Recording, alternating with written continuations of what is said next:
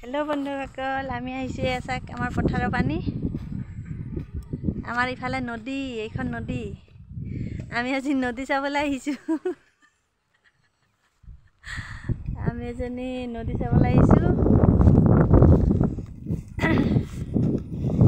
এসাক পুখুৰী ইয়াত সৰু সৰু পুখুৰীটো ডাঙৰ ডাঙৰ মাছ থাকে আমি এইবোৰ চাবলৈ আহিলো আজি সূৰ্য যাওঁ যাওঁ হৈছে সেইটো সময়ত আমি অলপ ওলাই আহিলো এসা কি ধুনীয়া ঠাইখিনি বহিব লগা ঠাই এয়া খুব ধুনীয়া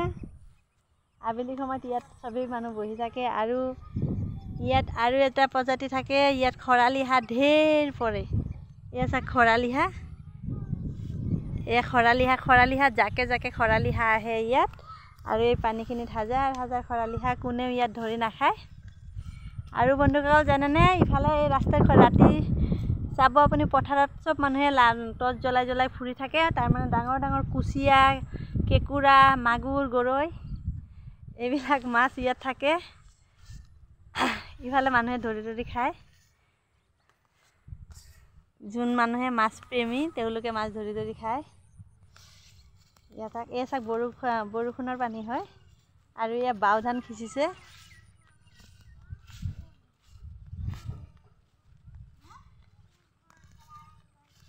এয়া বাও ধানৰ খেতি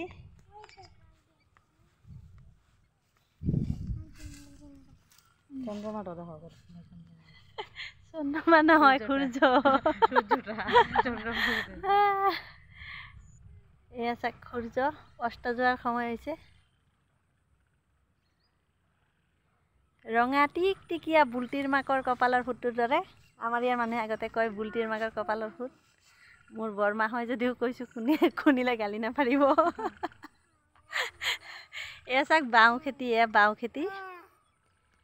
ইয়াত বাও সিঁচা হয় আৰু পানীত লহপহকৈ বাঢ়ি যাব কেইদিন পিছতে বাৱে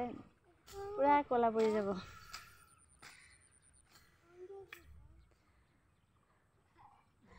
তো বন্ধুসকল আপোনালোকৰ ফালে কেনেকুৱা পানী হৈছে আমাক জনাব আমাৰ ইয়াত এয়া বানপানী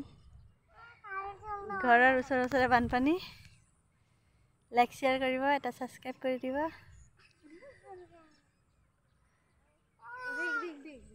আমি বহুত দিন হ'ল নাৱত উঠিব পৰা নাই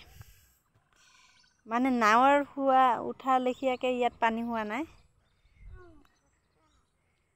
নাৱত উঠি পেলাই যাব লাগিব ক'ৰবালৈ আমি সৰুতে কলৰ ভূৰতো ঢেৰ উঠিছোঁ তো ইয়াত পাৰিলে কলৰ ভূৰ এটা বনাই ল'ম আৰু কেইদিন পিছত